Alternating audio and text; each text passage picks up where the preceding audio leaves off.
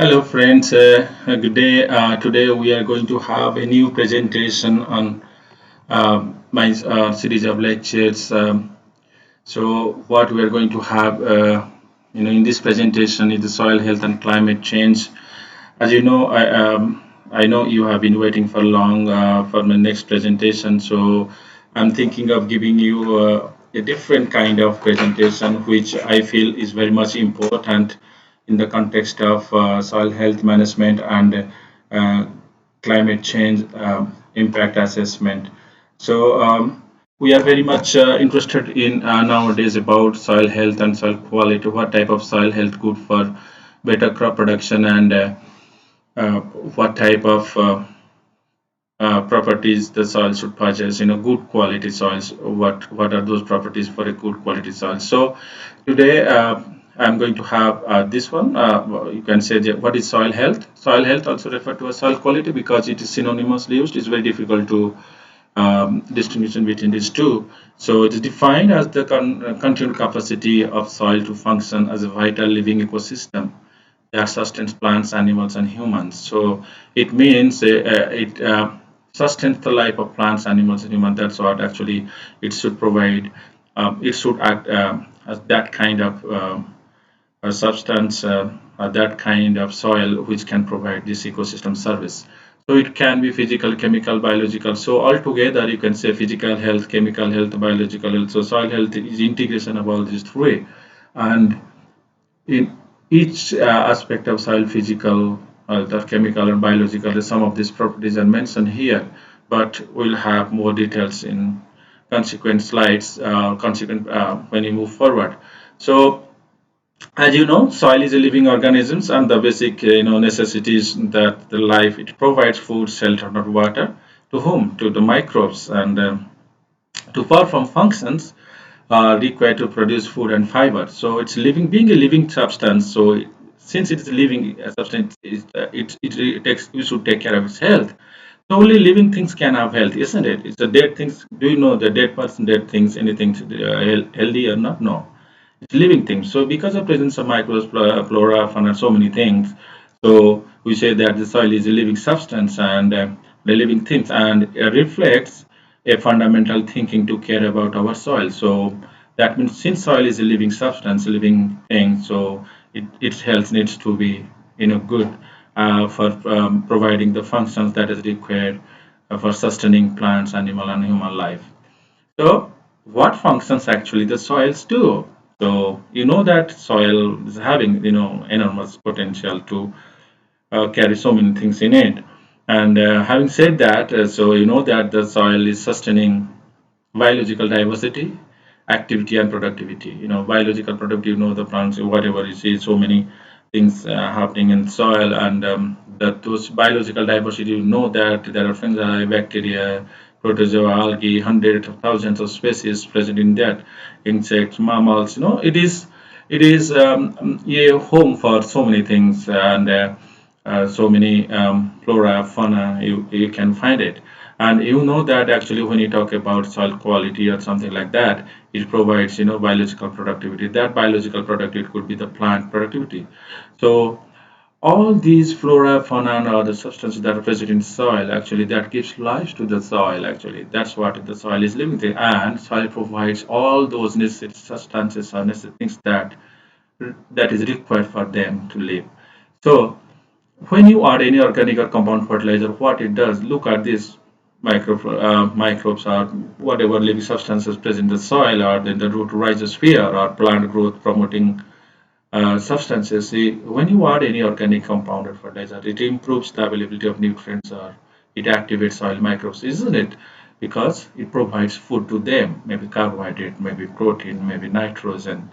That's what actually they require, and that helps them to improve their functions, and that also help them, if you say so, for agriculture. So it gives the nutrient cycling and promote crop productivity. That's what actually it sustains biological diversity, activity of microbes, because the microbes are active because when it provides them food, and it also sustains the productivity of crops or any living things that are present in the surface of earth.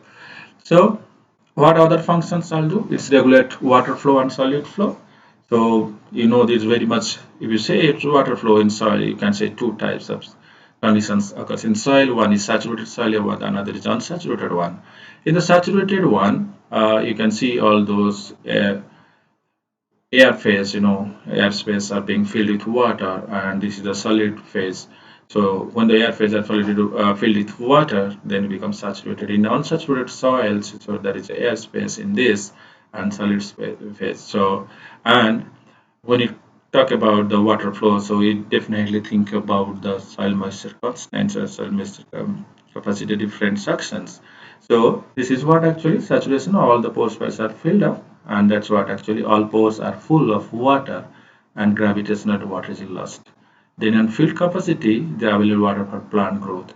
Next phase is the wilting point. That means no more water is available for plant and the plant wilts.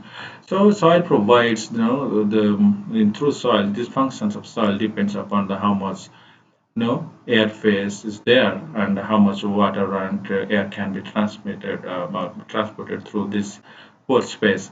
So the flow can be downward flow, that can be horizontal flow. So downward flow is there's infiltration, percolation of water, and horizontal flow can be seepage run up at the surface of the soil. So these things actually that's actually that the soil regulates the water and solute flow.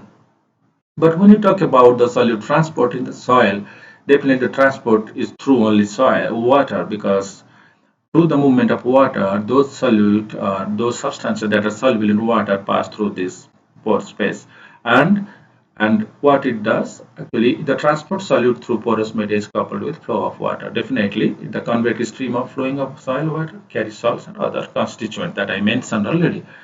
Self-diffusion of constituents in the liquid phase is another mechanism of transport in soil. And solute interact with the soil matrix, because while passing through this water, soluble in water, it will definitely interact with the soil matrix depending upon the types of clay or other substances present in the soil. It goes through some adsorption and desorption, and they may precipitate whenever there is solubility exceeded, and they may react among themselves also, because that a different issue is the chemistry of soil or physical chemistry of soils, and what are those adsorption, desorption, absorption, all those phenomena and these are also governed by the soil pH, all those factors that count. But in simplest form, when it is soluble in water, it will transport through the profile and interacts with the soil matrix and among themselves also, because there are different kinds of elements present in the in water when it is they are soluble. So second is the regulating water and solute flow. What are the third functions? That means it serves as filtering, buffering, degrading organic and inorganic substances. Definitely, it's a filter, because soil is filter. Anything you apply in the soil is filtered through, and those bigger particle size substances, they will be at the surface, and only the water, those soluble in water, they only pass through. That I mentioned in my previous slide. So soil helps in filtration, detoxifies also, because it has high buffering capacity. Anything comes in it, so it's a high buffer. It also degrades, because there are microbes or other substances present in the soil. When any substance, organic elements are adding to the soil, it has to go through this procedure. First, it filtration, detoxifies, buffer, immobilizes or degrades. So these are all substances that happen. So similarly, you can say in another way, enhancing soil buffering means when you add anything to the soil, because of microbial efficiency, all those things, and more organic matter, increased aggregation or water holding capacity. This below ground helps in below ground cycle. These are actually the things or the phenomena that happen inside the subsurface soil or below the ground. So these are all the properties or functions that soils do. The third one is your cycling of nutrients. You know that soil where all carbon, nitrogen, phosphorus, many other nutrients are stored and transported in the cycle. So the carbon and nitrogen cycle, you can take it synonymously, because anything you 95% of the organic matter, nitrogen in organic form.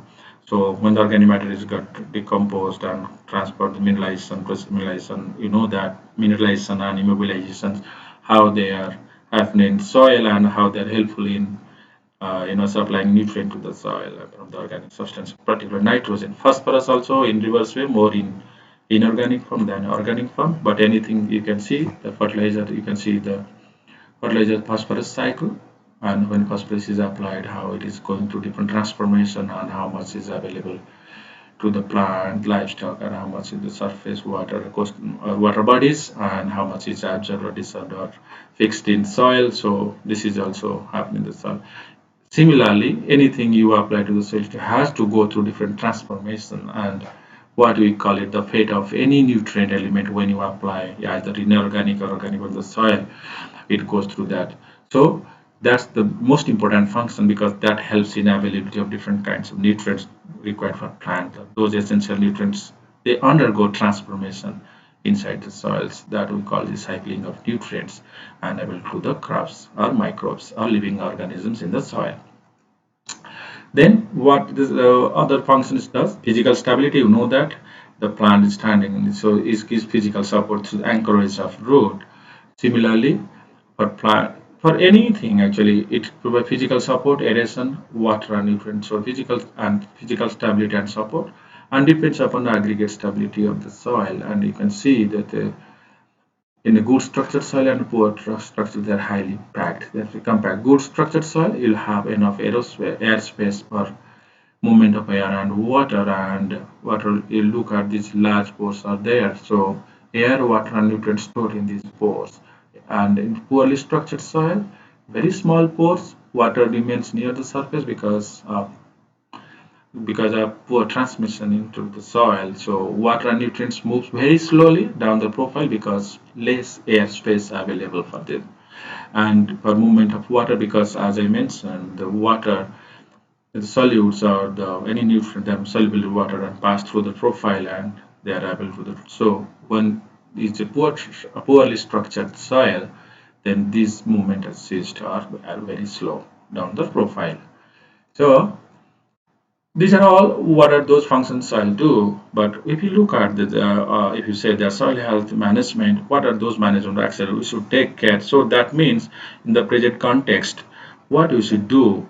Most important at this stage is the conservation practices, means conserving water, conserving nutrient, conserving So conservation practices nowadays very much important, and farmers are adapting it, looking at the benefits that it provides. So it definitely saves water, it improves nutrient efficiency, also provide improves soil fertility and increases soil carbon. So what other things management tricks we should take care? Diversification, soil biota, and plant diversity. Definitely, when I talk about soil diversification, that means your soil should be, full of good microbes, beneficial microorganisms, whether it's fungi, whether it's bacteria or arachnoids. So we need them. And plant diversity, as you know, because of the plant root system, it provides the environment for the microbes, and the microbes really thrives on those exudates or maybe those available nutrients into the root zone. So diversity of plants provide different diversity of microbes. So it's very important that in also health management we should have varieties of crops and varieties of different types of crops having different rooting densities, so that shallow depth, medium depth. So depending on the soil depth, also we can plant or cultivate those crops and provide the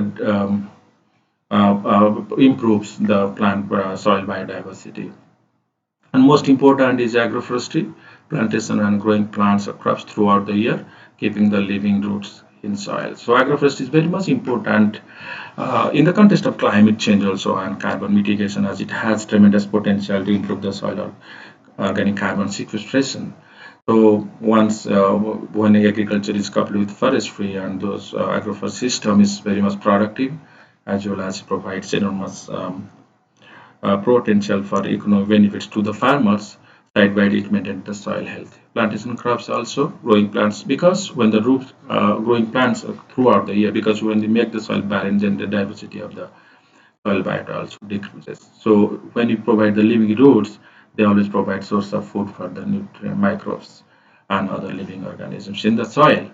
So if the soil covered as mulch as much as possible, so definitely you'll go for any type of mulching materials that not only provide carbon but also saves water. So and once you cover the soil, that means you are making the soil healthy, because you are not only you are allowing the soil to have more water.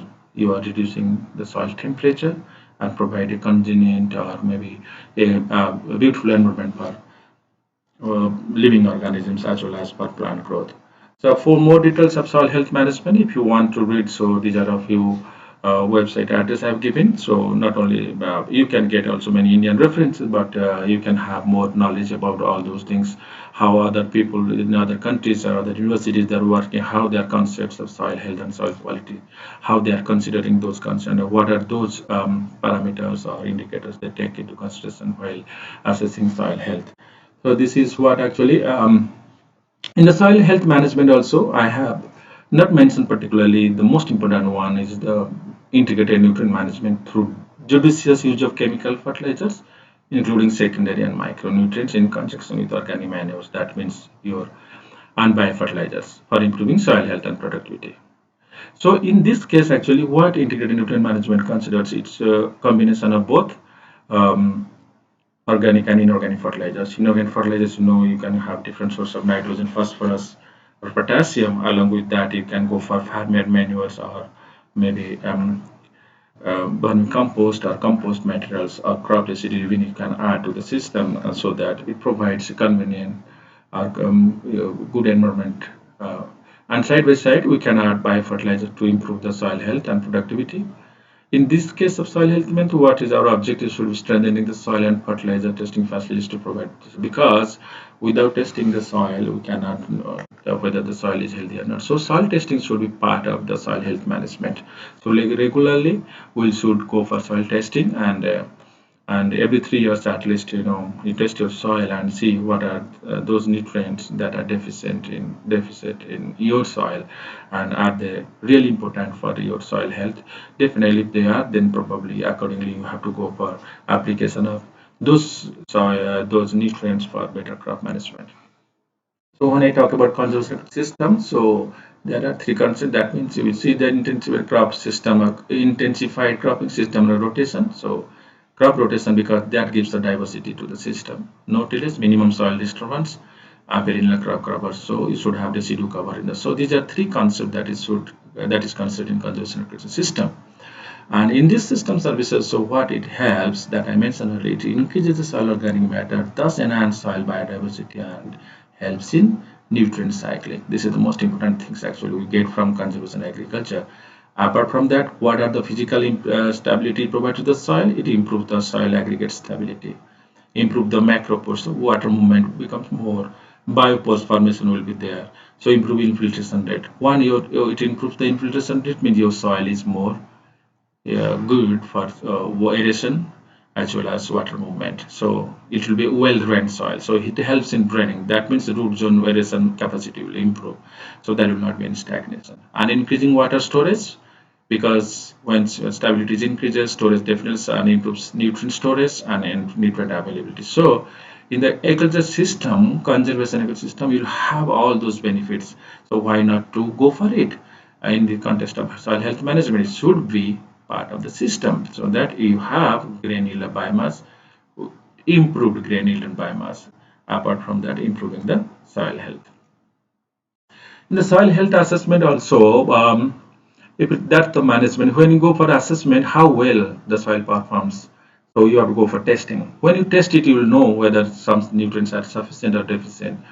So how well soil performs are all of its functions now, and how those functions are being preserved for future use. So soil health cannot be determined by measuring only one crop yield, water quality, or any other single outcome. So it's a combination of so many parameters or indicators. Soil health cannot be measured directly, so we evaluate indicators. And I already mentioned in my first slide that about soil health, indicators means is physical, chemical, and biological indicators. So scientists and researchers are the people through that through research or the things we know what are those physical indicators, how important they are to the soil health assessment.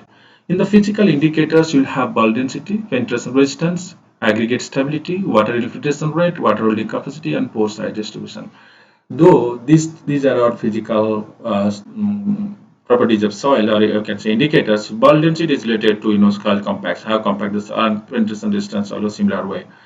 So the root penetration, whether it will occur or not, whether the soil has come to the that penetration power, that means it is critical for plant growth. And aggregate stability, as I mentioned, so how important is that? It provides physical support to the soil as well as makes the soil good structure. So water infiltration accordingly will improve. Water holding capacity will also, or water storage capacity also improves. Pore size also changes due to different management practices. So these are all physical indicators which helps in soil health assessment. But once this physical there is change in this indicator, definitely that will change the chemical and biological indicator also. So in the biological chemical, you can say organic matter, which is very much important, active carbon, nitrogen, organic cation exchange capacity, nitrogen, phosphorus, and potassium, and micronutrients, toxin or pollutants globally, whether they are present or not. In the biological, soil disease suppressing capacity, benefits of pathogenic, nitrogen relation rate, decomposition rate of microbial biomass carbon, nitrogen, respiration rate, earthworm count, genetic diversity. So all these indicators, combining all these indicators gives you good assessment of soil health. So what are those soil health indicators? Indicators are measurable properties of soil or plants that provides clue how well the soil can function, because the soil health or soil quality is the function of the soil, how well they can provide support or provide ecosystem services. So indicators can be physical, chemical and biological properties of processes or characteristics of soils. They also can be morphological or visual features of plants. So these indicators are very much important. What should be the characteristics? Because once you know the physical, chemical and biological properties or indicators or all those things of the soil, what they possess, they are easy to measure. They also measure changes in soil functions. They encompasses chemical, biological and physical properties. Definitely, because in soil science we definitely consider all these properties are accessible to many users and applicable to field conditions. Of course, when you talk about soil health, these indicators are definitely applicable to soil field conditions.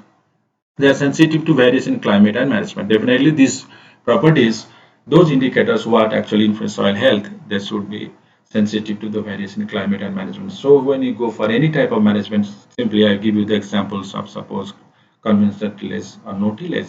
In conventional tillage, you give a maximum, so much of disturbance to the soil, so the aggregate stability decreases. But in no tillage system, so you are disturbing less.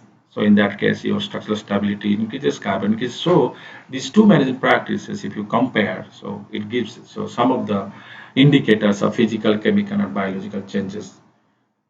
You'll find them. So that has already been proven. So that's why I talked about the conservation system. So if I talk about those physical or chemical or biological indicators and their relations with soil health, you'll see that what actually they indicate and what helps they provide to the soil. Look at the soil organic matter, how it helps to the soil. The relationship with the soil is that it helps in the retention capacity, improves soil fertility, improves soil structural stability, and also reduces soil erosion.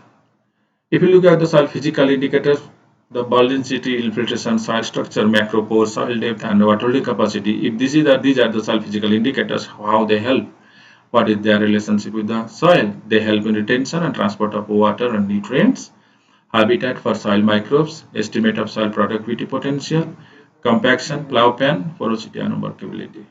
If you look at the chemical properties or chemical indicators, it provides electrical conductivity, reactive carbon, soil nitrate, soil pH, and extractable phosphorus and potassium. So biological and chemical activity thresholds, plants and microbial activity thresholds, and plant ability nutrients and potential for nitrogen phosphorus loss. If you look at the biological health or biological indicators of the soil, it definitely the earthworms which provides the biopores, and the earthworms they are really helpful for, and they actually they are reserved for different types of nutrients, and microbial biomass carbon, particulate organic matter, potentially mineral nitrogen, soil enzymes, different kinds of enzymes and different types of activities they do, and soil respiration and total organic carbon. If they are the biological indicators, then how they work. Their relations with soil is their microbial catalytic potential and porosity, a repository for soil carbon and nitrogen, soil productivity and nitrogen supplying potential and microbial activity measures. So if I say that how to assess soil health, the assessment can be in terms of soil quality assessment. In that case, whatever mentioned are the indicators, in that case, you probably have to find out what are those physical, chemical, and biological indicators.